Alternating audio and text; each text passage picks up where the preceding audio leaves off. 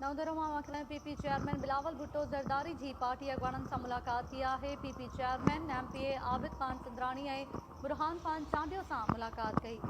नवदरमा खे ॿुधाइनि पिया पीपी चेयरमैन बिलावल भुट्टो ज़रदारी जी पार्टी अगवाणनि सां मुलाक़ात थी है। PP chairman Bilawal Bhutto Zardari MPA Abid Khan Sindhrani ऐं बुरहान खान चांडियो सां मुलाक़ात कई है। नवदरमा नूर मोहम्मद सुमरो असां सां लाइन ते मौजूद है। जी नूर मोहम्मद सुमरो, कहिड़ा तफ़सील आहिनि? पीपी चेयरमैन बिलावल भुट्टो ज़रदारी पारां पार्टी अगवाणनि सां मुलाक़ात कई वई आहे।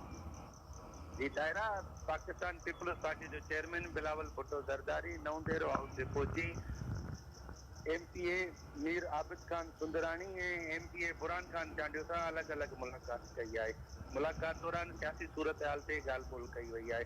उन मौक़े ते ॻाल्हि ॿोल दौरान पीपी चेयरमैन बिलावल भुट्टो ज़रदारी मीर आबिद खान सुंदरानी सां ॻाल्हाईंदे चयो त कश्मीर जे अवाम हमेशह पीपीए जो साथ ॾिनो आहे।